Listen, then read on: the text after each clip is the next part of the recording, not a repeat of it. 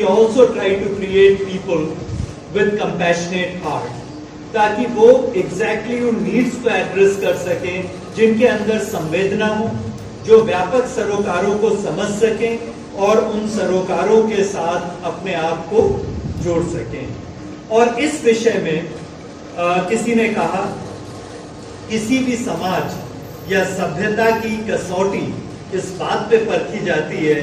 कि हम उन लोगों को की मदद कैसे कर सकते हैं जो कि अपनी मदद पूरी तरह से करने में सक्षम नहीं है। और शायद इसलिए हमारा क्या नजरिया है, किस तरह से हम प्रयास कर रहे हैं निरंतर हमारे मध्य दिव्यांगजनों के सशक्तिकरण का, उनकी मेन स्ट्रीमिंग का, या हम कह सकते हैं मुख्य धारा में समावेश करने का। ये किसी भी सभ्यता के लिए, किसी भी समाज के लिए, किसी भी संस्थान के लिए बहुत ही महत्वपूर्ण बिंदु है। और कॉलेज के स्तर पर भी हम सतत रूप से कार्यक्रम करते हैं, क्योंकि चाहे हमारे बॉय एंड गर्ल्स स्काउट्स हो, चाहे राष्ट्रीय सेवा योजना के कार्यकर्ता हो, निरंतर हम प्रयास करते हैं कि वे जागरूक कर सके। और हमारे बीच में जो विद्यार्थी हैं वे सतत रूप से इन कार्यक्रमों में आकर, जो कि दिव्यांग हैं, वे सतत रूप से इन कार्यक्रमों में आकर उनका उत्साहवर्धन करते हैं। पिछले कुछ वर्षों से हमारा विशेष रूप से ध्यान आकृष्ट हुआ उन लोगों पर जिन्हें लर्निंग डिसेबिलिटीज थी। और जब लर्निंग डिसेबिलिटीज के आंकड़े हमारे सामने आए तो इट वॉज रियली स्टैगरिंग। ये पता चला कि 10 से 12% आबादी या बच्चे जो हैं वो लर्निंग डिसेबिलिटीज का शिकार हैं। एंड क्योंकि उनकी डायग्नोसिस नहीं हो पाती तो आमतौर पर उन्हें अंडर परफॉर्मिंग, अंडर कैपेबल बच्चा जानकर तिरस्कृत किया जाता है। और वो स्टेज जबकि बच्चे का इंटेलेक्चुअल फॉर्मेशन हो रहा होता है, यदि उसको तिरस्कार का अनुभव करना पड़े तो वो जीवन भर के लिए कुंठित हो जाता है। न सिर्फ वो उस बच्चे की संभावनाओं पर एक ग्रहण लगा देता है, न सिर्फ वो उस परिवार की अपूर्णीय क्षति होती है, बल्कि ये पूरे समाज के लिए और एक राष्ट्र के लिए जो निरंतर विकासोन्मुख है और विश्व का अग्रणी राष्ट्र बनना चाहता है, उसके लिए एक बहुत ही ज्यादा घातक स्थिति है। क्योंकि जब इस विषय में और अधिक अध्ययन किया गया तो पाया गया कि चाहे वो बॉलीवुड के नामचीन अभिनेता हो जैसे अभिषेक बच्चन या ऋतिक रोशन, या विश्व के प्रख्यात डायरेक्टर हो स्टीवन स्पीलबर्ग, या कुछ ऐसे लोग जिनकी विलक्षण मेधा का विश्व भर में लोहा माना है जैसे अल्बर्ट आइंस्टाइन, या महानतम आविष्कारक जैसे कि थॉमस एल्वा एडिसन, और ये सूची बहुत लंबी है। इनमें से वे लोग डिस्लेक्सिक थे। एडिसन की कहानी कही जाती है 45 दिन कुल स्कूल की शिक्षा ग्रहण की, और जब बार बार मां को शिकायत मिलना शुरू हो गई, उन्होंने क्या किया, उन्होंने बच्चे को अपने बोला कि बेटा तुम बहुत बेहतर हो, तुम्हारे टीचर कहते हैं कि तुम्हें स्कूल की जरूरत नहीं। जबकि व्यवहारिकता ये थी कि सारे टीचर उससे परेशान हो चुके थे, क्योंकि जो ढांचा जिसके द्वारा वो विद्यार्थियों से अपेक्षा रखते थे उस ढांचे में एडिसन फिट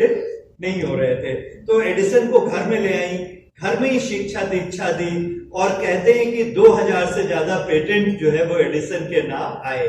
बल्ब से लेकर स्टोरेज बैटरी ये एडिसन के ही द्वारा प्रदान की गई। सो कहने का मतलब है कितनी अपार संभावनाएं हैं। हमारे प्रधानमंत्री जी नवाचार के बारे में बात करते हैं, और नवाचार की जब और हम गहराई में जाएं तो ये जो पर्टिकुलर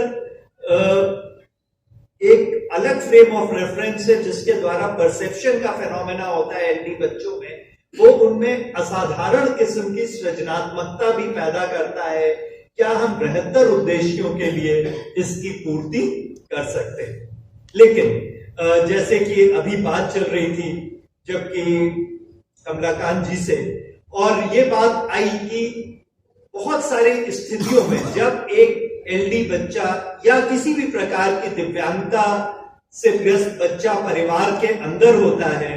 तो बहुत सारी समस्याएं परिवार में सामने आती हैं। और आप चूंकि बहुत ही वरिष्ठ लोग हैं और मुझसे बहुत ज्यादा अनुभव रखते हैं इस क्षेत्र में कार्य करने का। और हमने अपने छोटे से अनुभव में देखा है कि आमतौर पे परिवार के अंदर इवन पति पत्नी में टकराव शुरू हो जाता है, तनाव शुरू हो जाता है, अक्सर इसको लेकर सेपरेशन तक देखे गए हैं। It's a small gathering but I believe it is a gathering of people who have deep insights, who have concern, जिनके पास एक जीवन पर्यंत अनुभव है इस क्षेत्र में निरंतर कार्य करने का, और इस विषय पर कि क्या किस प्रकार से उन्हें प्रमाणीकृत किया जा सकता है, उन्हें सर्टिफिकेशन मिल सकता है, ताकि एक बच्चे के माता पिता को एंडलेस चक्कर न लगाने पड़े, ताकि वो परेशान ना हो, ताकि आप जो कि सरकार है, जो कि बच्चे को लाभ देना चाहते हैं, बच्चा उससे वंचित न रह जाए, वरन किस प्रकार से हम इन चीजों को ऐसे सुचारू रूप से स्ट्रीमलाइन कर सकते हैं कि जो समाज में हमारे पास उपलब्ध संसाधन हैं, जो हमारे पास समाज में उपलब्ध विशेषज्ञ हैं और जो इस क्षेत्र में स्थापित क्षेत्रों के साथ कार्य करना चाहते हैं, हम उसका अधिकाधिक प्रयोग कर सकें, उस पीड़ा को कम करने के लिए और सशक्तिकृत करने के लिए। 4 जनवरी 2018 को भारत सरकार ने एक बहुत ही ऐतिहासिक राजआज्ञा निर्गत की, जिसके तहत उन्होंने जो लर्निंग डिसेबिलिटीज थी उसको भी दिव्यांगता की श्रेणी में रखा, और उन्होंने बताया किस प्रकार से निम्हांस बैटरी को एक इफेक्टिव टूल की तरह यूज किया जा सकता है, जिसके द्वारा एक प्रमाणिक रूप से इसे नापा जा सकता है। और यही हमारा आग्रह है, जब प्रबुद्ध लोग चर्चा करेंगे तो एक ऐसा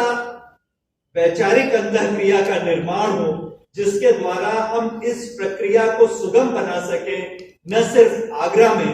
न सिर्फ उत्तर प्रदेश में, वरन जो यहाँ पर कार्य होते हैं वो मुझे विश्वास है कि पूरे भारत देश को प्रभावित करेंगे, और हम इस क्षेत्र में और बेहतर कार्य करने के लिए सतत रूप से उन्मुख हो सकेंगे। मैं एक बार फिर से